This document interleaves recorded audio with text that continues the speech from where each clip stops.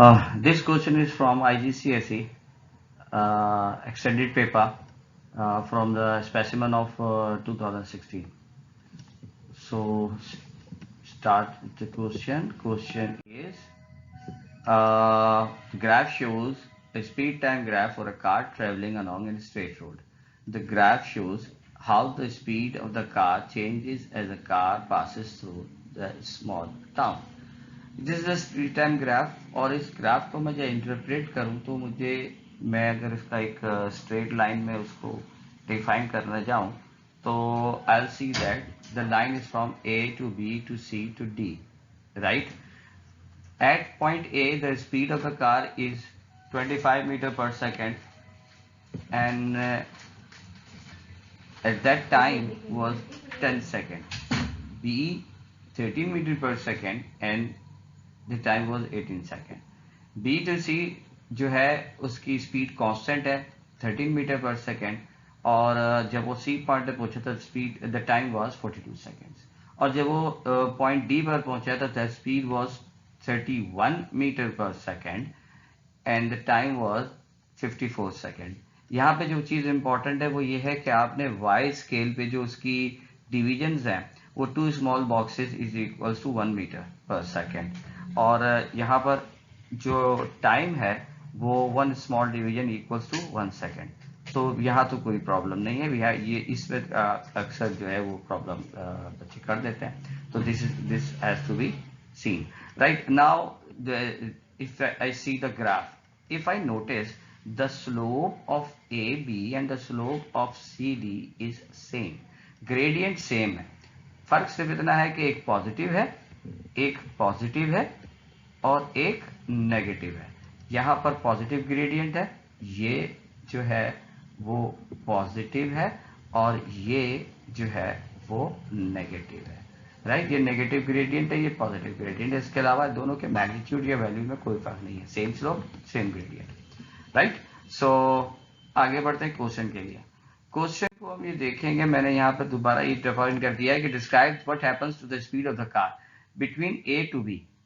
We notice it decelerate uniformly, means constant deceleration है. अच्छा, between B to C इसकी speed constant है, means acceleration 0 metre पर second square है. Between C to D उसकी acceleration uniform है, means constant acceleration है. Right, so अगर ये देखें ये एक मार्क का है और यहाँ पर ये सब कुछ लिखना है तो we don't have to go in detail कि इसकी एक्सेलरेशन क्या है, इसकी डिसेलरेशन क्या है, ये सब लिखने की जरूरत नहीं है.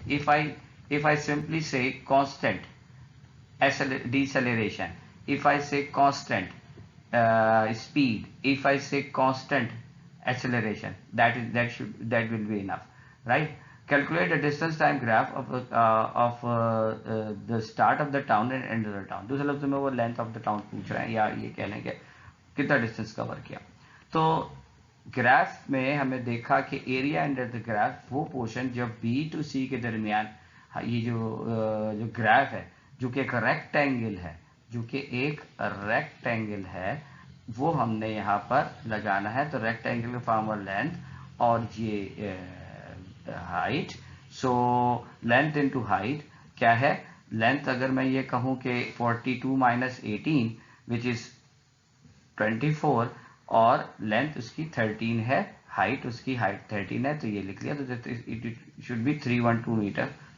अच्छा, यहाँ पर एक बात बहुत इंपॉर्टेंट है कि अगर आप ये यूनिट नहीं लिखोगे तो that is actually consider to be a wrong answer. ठीक है ना, क्योंकि यहाँ पर यूनिट मेजर मेंशन नहीं है. You should mention the unit. ठीक है, उसके बाद calculate the expression of the car between C to D.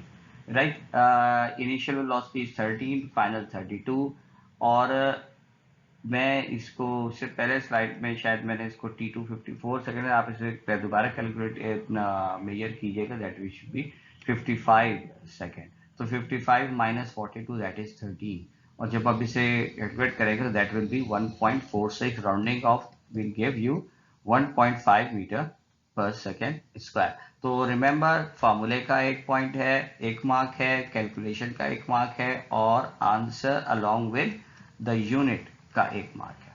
ठीक है, उसके बाद लिखा है state how the graph shows that the deceleration of the car has same as the numerical value of its acceleration.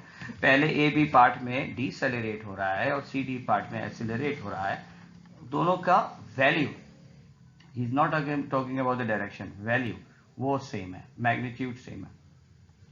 तो इससे पहले हम क्वेश्चन में बता चुके हैं कि द ग्रेडियंट, इसका simple answer is same gradient और द सेम स्लोप। लेकिन अगर आप इसको वाकई देखना चाहते हैं तो उसके लिए बहुत आसान से आप ये देखिए कि आपने acceleration is rounding off 1.5 metre पर सेकेंड स्क्वायर, आपने जो है एक्सेलरेशन कैलकुलेट किया है। अगर डिसेलरेशन भी 1.5 मीटर पर सेकेंड आ रहा है, स्क्वायर आ रहा है, तो दैट इज द सेम। तो आपने देखा कि ए 25 मीटर पर सेकेंड है और बी पे ये 13 मीटर पर सेकेंड है, तो इसमें मैंने कहा कि u is 25, v is 13 and time is 18 minus 10, तो ये हुआ 13 minus 25, 18 minus 10, that will be minus of means 1.5 metre पर सेकेंड स्क्वायर, और ये माइनस वैल्यू सिर्फ ये बता रही है कि ये अपोजिट डायरेक्शन में है, मीन्स डिसेलरेशन में। ठीक है, so that is the total mark of 8, right. Remember, इससे हमें बहुत सारी चीजें सीखने को मिली है इस क्वेश्चन से। इस क्वेश्चन से हमें पता चला है कि डिसेलरेशन और जो एक्सेलरेशन है वो कांस्टेंट है। हमें ये पता चला है कि एक्सेलरेशन का जो फॉर्मूला वो कैसे यूज करना है। Distance covered area under the graph में कौन सा पोर्शन का पूछा जा रहा है और उस पोर्शन की शेप क्या है, जब भी हम एरिया का फॉर्मूला स्पेसिफिकली डिजाइन करके लगाएंगे, right. So that is answer of question number 1।